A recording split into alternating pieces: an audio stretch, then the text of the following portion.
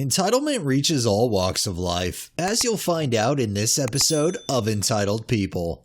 Our first one is from Buddha23Fet. This story is a bit old now, as it happened when I had my last guide dog, but it's still worth sharing. Because I'm blind, I do almost all of my grocery shopping at the same Safeway.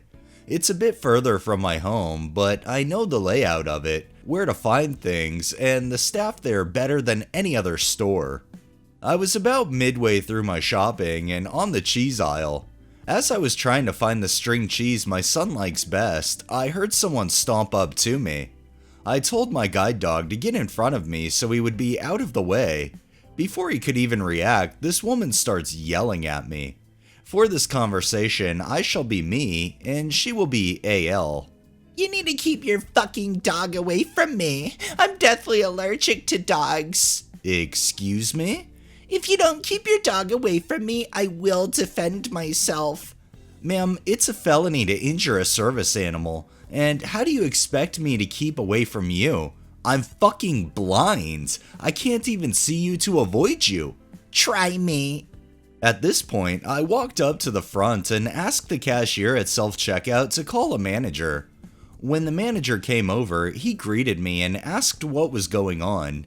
I informed him that a woman was threatening to harm my guide dog because I wouldn't stay away from her. The cashier was kind enough to describe the woman to him and the other manager who had just arrived. One of the managers helped me with the rest of my shopping to make sure she didn't try anything, and the other manager called the police to help deal with the woman. I didn't encounter her for the rest of my trip, and the manager opened a register just for me so I didn't have to wait in line. From what I was told the next time I went there, the woman had to be physically removed by the police and was not only trespassed for life from all Safeways, but was arrested for spitting on the manager and a police officer. And here I am trying to figure out what this woman was actually trying to accomplish. If she was allergic to dogs, it's simple. If you're in a grocery store, keep your distance. She picked the confrontation, so she got what she deserved. This next one is by Deleted. So for my 11th birthday, my dad got me a cute brown hamster, and I loved him. I named him Sonic, and me and my brothers did everything to keep him healthy and happy. My sister, on the other hand, did not like him, and frequently would try to distance herself and say mean things about it. However, this spiraled into being her sole mission to get rid of Sonic no matter what. She constantly would run to Daddykins, saying stuff like how she was feeling ill whenever Sonic was around her, and makes up lies like how Sonic pooped all over her bed and how he constantly left his hair everywhere and we were not taking care of it. I remember Dad always coming in telling us about what we should do with Sonic, but for the most part, things were chill. That was until my mom found out about my sister's sickness around Sonic. So naturally, my sister upped the antics like always, making sure to scratch herself and cough and splutter uncontrollably. Then she said, I think I'm allergic to the hamster, she says weakly. And that was that. One day I came home and Sonic and the cage were gone, and it tore me apart. I kept telling my parents that she was lying, but it was too late. She got exactly what she wanted and got a cat the following year. No, I couldn't try the same thing. But the story didn't end there, because a little while later, we went to someone's house who also had a hamster, and after 10 minutes of her playing with it, I loudly said, "Yo, aren't you allergic?" She went pale before my parents clicked and realized they had been duped. She was taken into another room where she was promptly told off and stayed quiet for the rest of the week. And that's how my sister ruined me and my hamster's relationship. I'm really sorry that you had such a bitchy, bratty sister that thought that she could get her way. I'm glad, though, in the end, you called her out on it and she ended up getting in trouble for lying because, quite frankly, liars are pieces of shit. This next one is from Jackie Squires. My mother was an OR nurse, but occasionally she would pull an extra shift in another department. One time she was working the evening shift in pediatrics. The head nurse was not beloved by either her parents or staff. Think Nurse Ratched. The other nurses warned that Nurse Ratched loved to call in the middle of the shift to check up on them and make sure no one was goofing off. It was about 9 p.m. when the phone rang. Per hospital policy, Mom answered with, "Pediatric ward, Nurse Mom speaking. How can I help you?" Have you finished the evening meds yet? My mom knew exactly who was calling. Nurse Ratched had a very distinctive Boston accent, but common courtesies, especially with subordinates, were beneath her. So Mom politely said, "Excuse me, to whom am I speaking?" Nurse Ratched was a bit flustered but said, Don't talk back to me. Just tell me if patient X got his 8 p.m. dose of penicillin. And Mom said, "I'm sorry, but we're not allowed to discuss patient information. Please call back in the morning and ask for Nurse Ratched. I'm sure she'll be able to assist you. Have a good evening," and hung up. The next day, Chief of Nursing Services for the hospital told Mom that Nurse Ratched had lodged a complaint. Apparently, Mom did not show her the proper respect when she called the previous night asking for an update on patient X, to which Mom replied, "Was that Nurse Ratched? The caller refused to identify herself, and I'm sure you wouldn't want me to violate hospital policy and discuss patient information with a stranger, would you?" Mom worked in PDs several times. Nurse Ratched always walked over the rest of her staff, but if Mom answered the phone, it was always, Good evening, Nurse Mom. This is Nurse Ratched. Could you please tell me? The fact that now she actually offers your mom a greeting, introduces who she is, and then asks politely for some information tells me she got pulled aside and talked to about how she treats other people. This next one is by Shiny Bookworm 1711. I, 17 male, live in an apartment flat with my mom, my dad, and my little sister, 2 female. Recently, because of COVID-19 times, my mom decided to hire a full-time helper, 22 female, to wash the dishes, vacuum the house, feed my sister, etc. My mom has work and didn't have enough time to do all of these things. On to the story. So, yesterday, the helper decided to feed my sis on the balcony. My sis is a fussy eater and won't eat anything unless Cocomelon is playing. The helper took my phone and started playing the video.